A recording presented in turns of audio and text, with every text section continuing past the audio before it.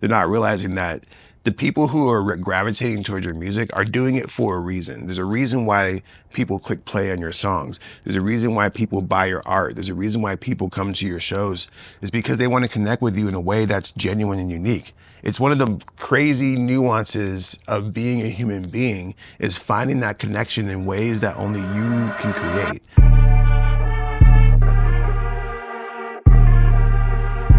What's up, everybody? Welcome to episode 4 of the Polyartist Podcast. I am your host, Jaron Ikner. This podcast is designed for people who are creatives of all types, writers, painters, filmmakers, whatever your field is, and combining it all into something that makes you a much more powerful and productive artist. If you're listening to this podcast, please do me a favor and like and subscribe, whether you're watching this on YouTube or listening to this on Spotify or Apple Music. We appreciate everybody who's been following the podcast so far. And we're just going to go ahead and get into it because I love talking about this stuff. I always learn new stuff on these podcasts and makes me see things a little bit differently. So it's always good to really express this in cool ways. So today we're actually talking about something that I think a lot of artists get confused, and that's the difference between passion and purpose.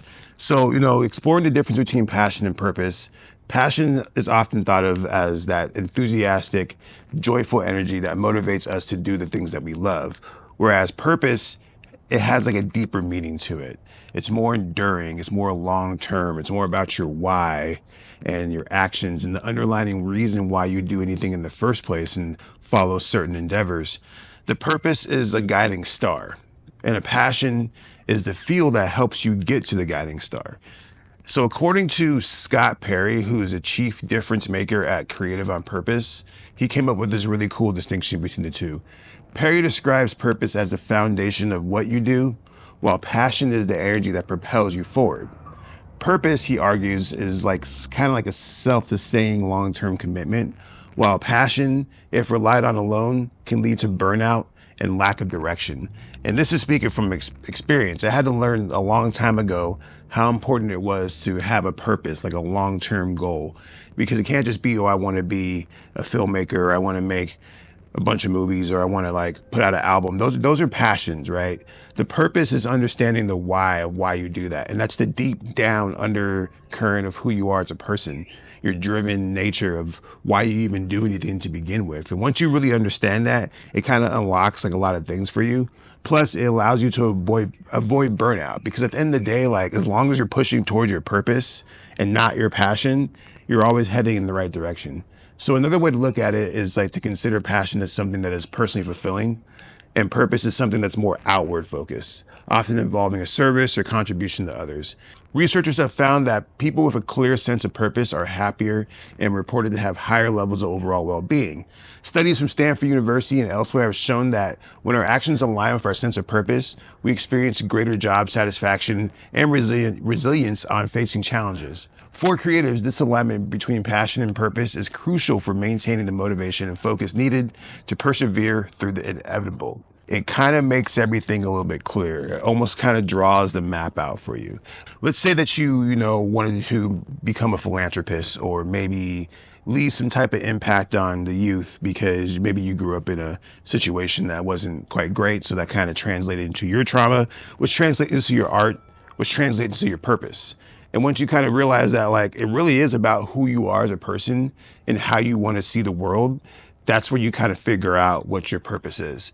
And so we're going to kind of break this down a little bit, just kind of get you guys a clear understanding of how to find your purpose and how you can use that to your advantage to be the best polyartist possible. First, it comes down to finding the role of purpose-driven creative work. Purpose-driven work isn't only fulfilling for the creator, it also has a lasting impact on audiences and communities. For creative individuals, purpose is often a powerful reason to keep going, even during periods of self-doubt or rejection. So when you work with a purpose, you're not just creating for yourself, you're contributing something meaningful to others. Research underscores the benefits of purpose for creatives, showing that it increases resilience, provides directions, and can lead to a longer, more satisfying career. Understanding your purpose can transform your creative work from a hobby into a job that's a lifelong mission that fuels both your personal growth and community growth. So to explore your purpose, you have to ask yourself, what change do I like to see or inspire in the world? Or what difference do I really want to make when it comes to my work? And once you're able to answer these questions, they become helpful in framing your creative work around a longer vision that remains a steady one, even when everything else around you kind of fluctuates and gets crazy. And many artists have found that grounding their work in purpose allows them to produce consistently over time as they see their work as part of a bigger picture. So whether you're writing, painting, performing, your purpose can really be your anchor. It's almost a reminder of the broader impact your aim can have on your audience and your field. So really keep that in mind when you're trying to figure out, like, why am I making these songs? Why am I making these paintings? And who is going to resonate and benefit the most from it? And typically the answer is going to be, your fans. But honestly, it's almost a reflection of yourself and how you see the world. Actually, it is a reflection, not almost, to the point where it's like, I see the world in this way, and I want the world to understand that in a way that is palpable, digestible to your audience, but also thoughtful and pure to who you are. And once you kind of figure out all that, you kind of really lock in on what it means to be an artist. And it allows you to really lock in on your purpose too. So this is coming from experience. Once again, I think when I first started as an artist, particularly as a musician, I was definitely like, oh, I just want to be a rapper and I want to put out music and I want to just, do shows. And these are really passion goals, very short-term goals, because I accomplished that pretty quick in my career. I put out my first album when I was 23, I believe. I don't know. I'm kind of old now, but I put out my first album when I was 23. And by then I was already doing dozens of shows a year. So that passion was hit pretty quick. So once you hit that goal, it's like, okay, well, now what? And it kind of goes back to even the reason why I started making music. And a lot of it was for therapy, like mental health and processing my emotions and who I was as a person. I started writing music and creating art as a release after I lost my father at age 8 years old. I made my first song when I was 9 years old. And it wasn't anything deep or serious, but being able to convey my emotions in a way that was thoughtful and genuine and unique to me, it blew my mind. I was like, I want to do this forever. I just want to find new ways to do it, whether it's through music or through film or writing stories. It really allowed me to be like, okay, this is how I want to express myself. I want to be an artist. And I would love it if other artists, other people were able to find that journey quickly. Because it took me a while to really kind of figure out that this is what I wanted to do for the rest of my life. I made music throughout my entire high school career. I made songs early on in my young adult age, but what I got out of that wasn't a lot because I didn't really have a purpose. I was just doing it because it felt good. It did help in my mental health and it helped me kind of process some of the trauma. But I was thinking not on a level of what does it mean for everybody else? There might be somebody who's listening to my music or seeing my art and connecting with that.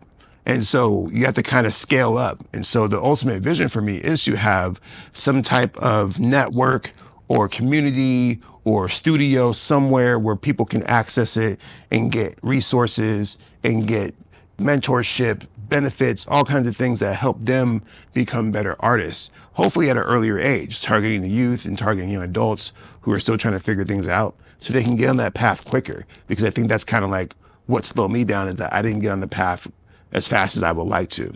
So there's some things to think about when it comes to really finding your purpose and trying to figure out what the hell you're trying to do.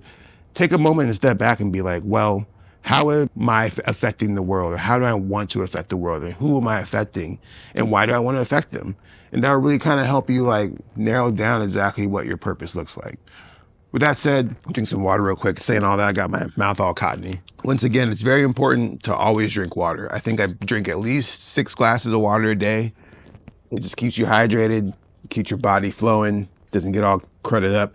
I live out here in Phoenix, Arizona, which is why we're out here right now, because it's perfect weather right now. It's literally 75 degrees. It's a rare phenomenon out here. And so I'm like, okay, let me come out here and enjoy the weather, but it's still, you gotta still drink some water. I'm also gonna hit up my secret formula in this Polyartist podcast, and that is Magic Mind. So this stuff is actually the world's first productivity drink. A team got together and they put all kinds of fancy stuff in a little bottle, tiny couple ounces. And what you do with this is you just take it like a shot. And, they have things like matcha green tea, agave, olive oil, passion fruit, ashwagandha. There's lime-made mushrooms in here, Rodeo Rosé. And all these things are just a calculated formula that really helps you lock in and stay focused on the task at hand.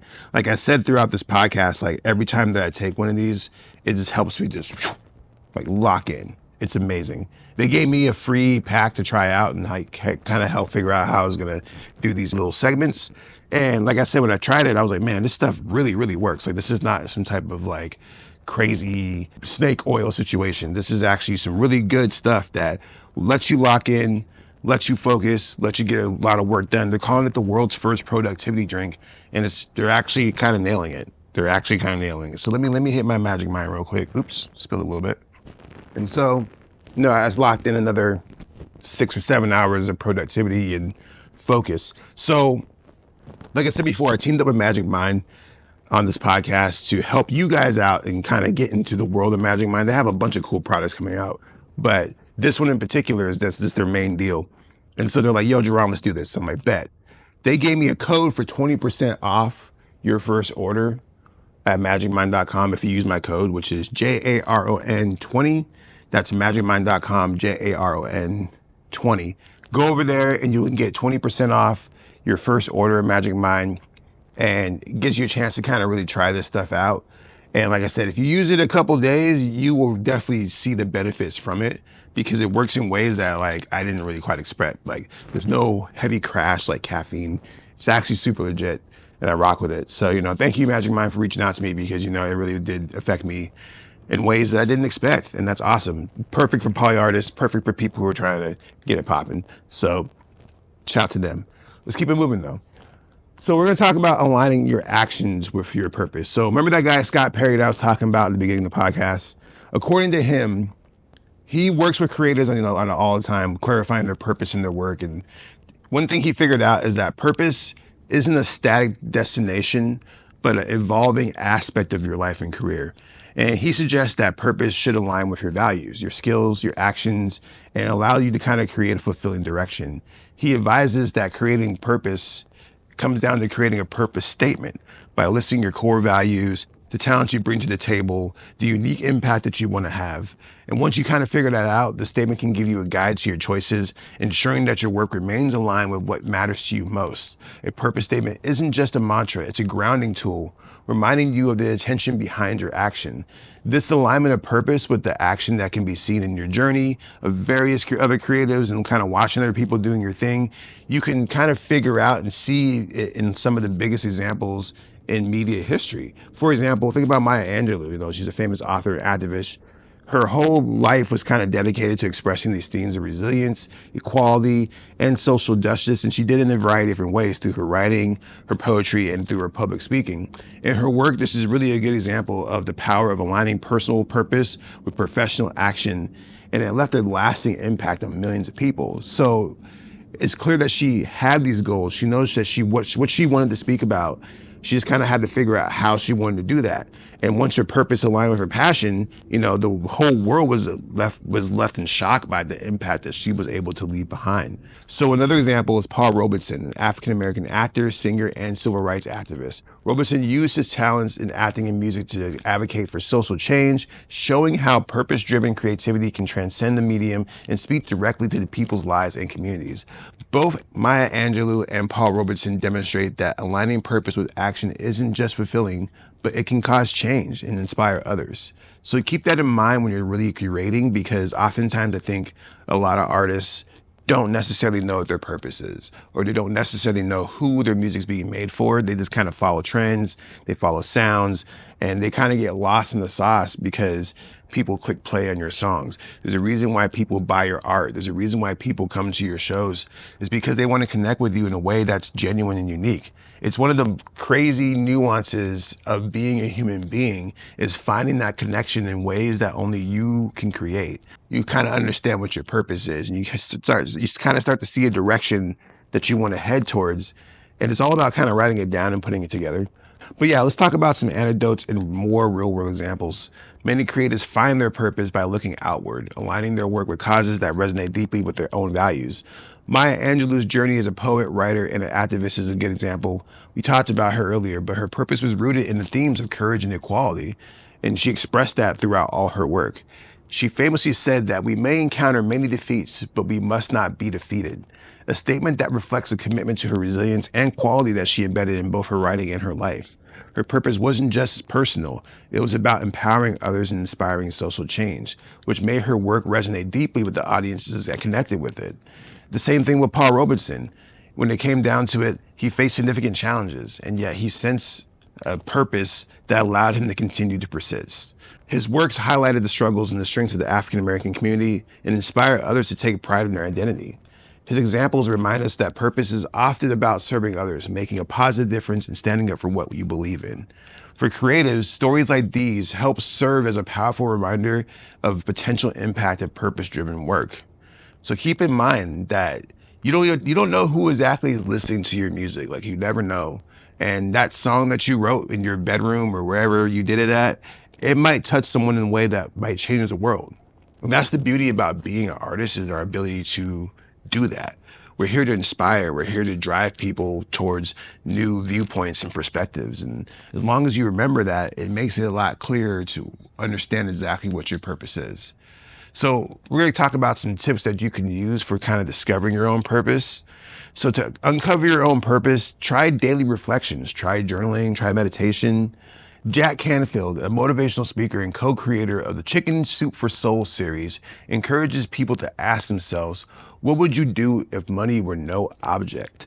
This question can reveal a lot of motivation behind why you do what you do and help identify a direction based on purpose, passion, and interest rather than your own external pressures. I get it.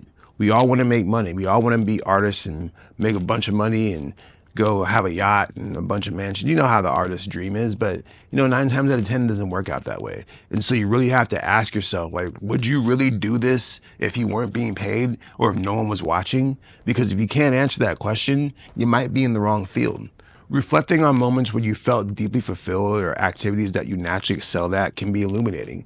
By building awareness of these moments, you can start identifying themes that resonate as a part of your purpose.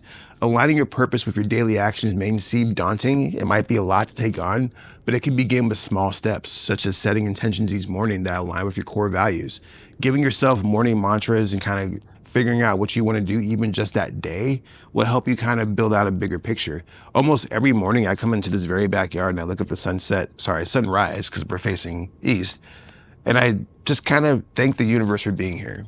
And I take a moment to appreciate, the fresh air that's hitting my nostrils and say, you know what, I'm going to make a change in my life today to continue to push towards greatness.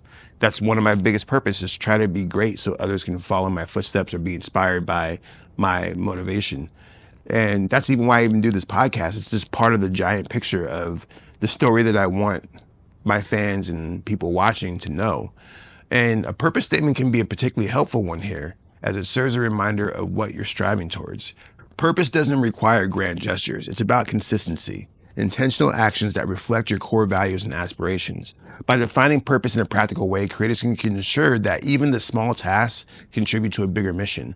Over time, this creates a fulfilling creative journey where both your passion and purpose drive you forward, sustaining you both in the highs and lows of the creative life. And so, one thing I really want you to take from this episode is that it's okay to not have a purpose yet. And maybe even just watching this for the first time, maybe you're like, oh, maybe that's why I'm kind of floundering. Maybe this is why I'm kind of burning out. Because if you're driving somewhere without a purpose or direction, you're just wasting gas. And eventually you will run out of gas if you don't have a destination. And if you do have a destination, extending this metaphor, you can have an idea of what gas stations you actually want to stop at to refuel, what places you want to stop by that might make the journey more enjoyable. This is why it's kind of clear to make sure that you have a long-term destination in terms of where you want your art to go. Because as long as you know that you're heading in the right direction, it makes your journey a little bit more enjoyable. It makes it safer. It makes it easier to understand. And like I said, you can stop at a gas station and take a moment to refill yourself. You can go to the museum and get some inspiration. But as long as you're heading towards that goal, you're all good. Oftentimes you'll see artists not have a goal, right? You're just driving. You're just driving. You don't know where you're heading. And eventually at some point, if you're not clear as to where you're headed, your vehicle is going to run out of gas. You're going to burn out. So keep those things in mind. I think that's like one of the biggest things. Is don't feel like you have to like sit down and be like, I need a purpose right now after watching this or hearing this episode. Rather, take these things into consideration as you continue to create. Like when you make your next piece of work, whatever that may be, whether it's a film, TV show, or whatever, writing a song, just take a brief moment to kind of step back and be like, well, why am I making this? And who am I making it for? And what are my expectations of this song or whatever I'm making on the audience that I'm intending it to hear? Because that's part of it too, is that making music works in weird ways, right? It has subconscious effects. So you have to make sure that the content or whatever you're making aligns with your values or your purpose, because oftentimes it can misalign. You might hear a new song from Drake or Taylor Swift or whoever, or see some art or a style over there that you want to mess with. And there's nothing wrong with doing those sounds or doing those pieces of art or doing that film style. But if it doesn't align with your purpose, you're once again might be heading in the wrong direction, or you might be risking burnout. So these are things to just keep in mind. I hope that this episode really helped inspire you to be a better poly artist. And hit me up sometime if you have any more questions about it. I'd love to deep dive into it. Our next couple episodes, we're gonna have some fun. We're gonna talk about the effects of AI on being a poly artist, which is gonna be very interesting. But then also how to make money as a poly artist, which I think are two things that are probably, some of the most important things that we could talk about. That's how we kind of save them for last. So make sure you subscribe, make sure you like, make sure you follow. I do appreciate all the listeners on this episode and previous episode. Stay tuned because we have plenty more to come. We will see you soon. Jaron Ikner out. Peace.